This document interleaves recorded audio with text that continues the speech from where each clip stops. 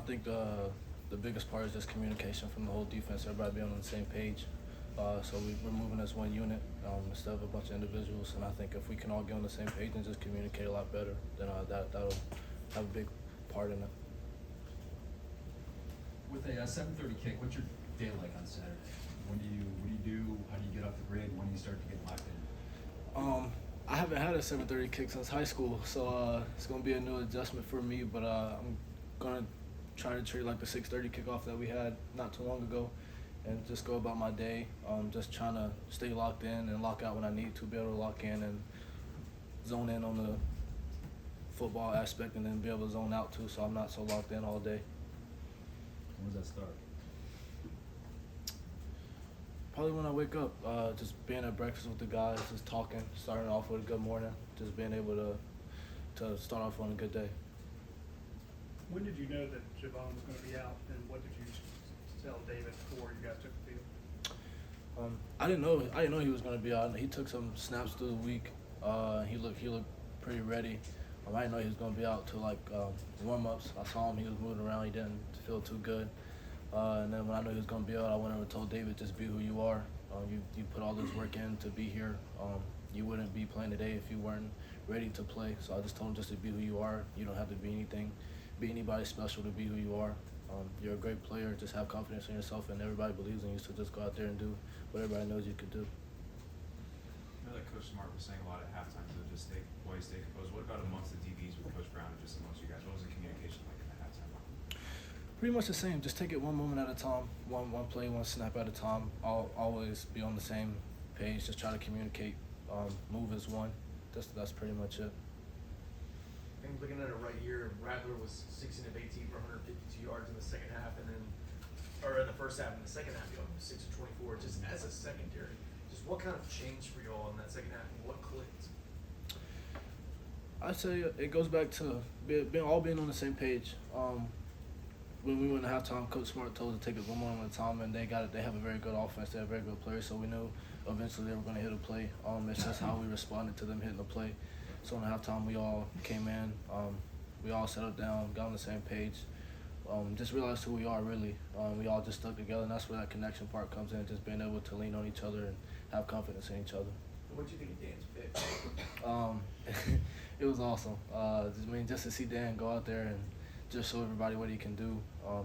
Him covering so much ground, because that was a lot of ground to cover on that pick. So just him being out there, and it was a long drive, so for him to make that play was huge, so we can go off the field and put the offense back on the field.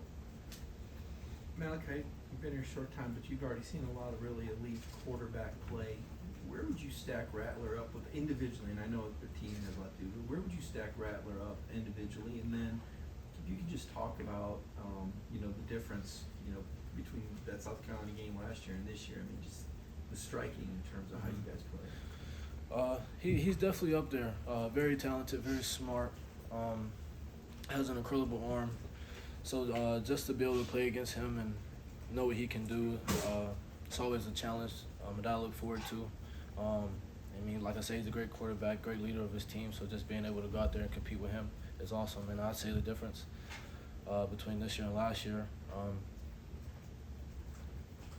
We just said we kind of got off to like a slow start on both sides, whereas last year we just kind of came out the gate, and that's something that can easily be fixed. Nothing to worry about, nothing to panic. I have 100% confidence on both sides of the ball, so I say that's probably it. Malachi, when we spoke to Coach Smart last week, he mentioned that watching your game against South Carolina last year, watching you now, he could tell that there was a little bit of nervousness on your freshman tape. I'm curious if you feel a difference in just obviously your confidence level, but did you think you were nervous at all last year?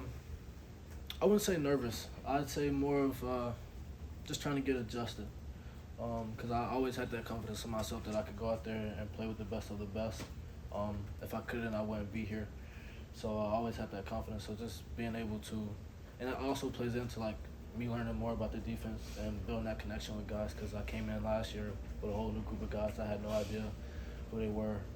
So we created that bond, and this year we're so tight. We were last year too, but just having that confidence and knowing like my job and my assignment and other people's job has helped me just relax more. Yeah, just what have you seen from Ra Thomas in practice in recent weeks? It seems like he's getting more and more comfortable within this offense. Yeah, he's one of our elite wide receivers. I mean, what he does is it's amazing. He's very competitive. He can go up and get the ball. So just to see him get better week by week, day by day, and him being able to showcase his talents, I mean, it's just awesome to see because I see him put in the work every day throughout the week. So just him being able to go out there and just show what he can do. Correct me if I'm wrong, you were roommates with Jalen your freshman year, Yes, right? sir. Yes, sir. Smiling, right? You got any good stories from him that you could tell, you could share with us? And just from your vantage point, how has he just progressed and grown in that spot right in front of you on the field? I knew Jalen before we got here. We had hooked up before we got here, so I had met him and we ended up being roommates.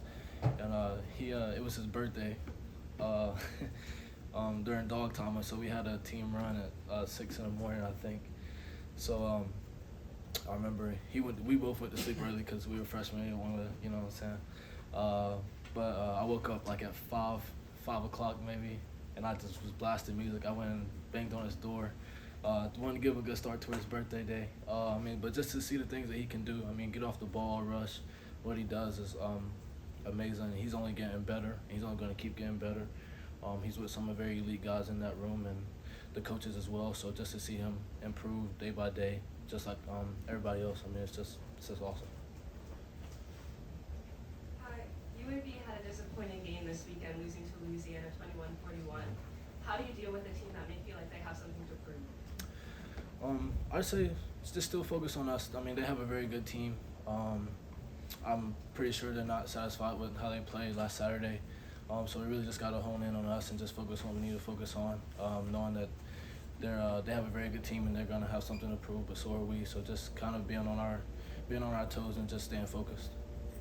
Like Kirby talks, and we talk to a lot of players, you know, the school sessions and their why, but just kind of simply what's your why and what, you know, kind of powers you to do what you do on Saturdays? I say school sessions play like a very huge part in what we do here. I take it very seriously, and I think everybody else does, and I think that's what makes us a little different. My why would be when I was little, when I was 7, my cousin, he was like my brother. He had passed away when he was 9, and I started playing football before him. And when he started playing football, he started wearing 24, and I switched because I was like, I don't want you wearing the same number as me. I don't want you copying me. And when he passed away, I switched back to 24. So that's why I wear 24. Most people just look at it as a number, but to me, it's much more. I know if I take care of what I need to take care of, I know his name will forever live on, and that's just huge to me. Correct me if I'm wrong, but you're playing safety on most downs, and then 3rd and long, when y'all go into dime, you're kind of the dime defender, you're a nickel defender. What's the key to being multiple here at the University of Georgia, and when were you comfortable schematically to be able to handle the multiple jobs? I say just being able to move around only helps the team out. You know, when I first got here, they put me in different positions, and we rotate a lot during practice. Me, Taki, Bull, David, Dan, we all rotate. So just being able to play those positions and just taking those reps in practice, the amount of reps you get builds your confidence, and also going against the guys that I go against every day helps me with my confidence. So I'd say I kind of always knew I could do it. I'm just very blessed to be in that position where we can all move around and be in different spots. Time for 2 more questions. Do you mind sharing your cousin's name and how old were you at that time and what happened? Keon. His name is Keon, and I was 7. He was 9, and he got shot when he was 9. Thank you. You talked a little bit about facing Raul in practice. And I just also wanted to ask about Dom and facing him in practice, and especially having to face him last year in a game scenario. Just talk me through kind of facing him last season in practice, and then now kind of seeing that on the field, at least for Georgia now. Me and Dom go back and forth a lot. He's very competitive. So just him coming from Missouri, we always go back and forth. He caught a ball on me when he was at Missouri, so we joke a lot about it. But just to see the things that he can do, because he's very elite at what he does. He's very quick. Agility is awesome. His hands, very aggressive when the ball gets to him. So just being able to compete against him in practice only makes us better. individually and as a team. And just like I said, he's one of those guys that comes in every day and he works. So just to see what he's doing, showing everybody what he can do and what he's always been able to do, it's just a great opportunity for him, and I'm very excited to see what he does next. Thank you, Thank you. Malachi. Thanks, Malachi. That was-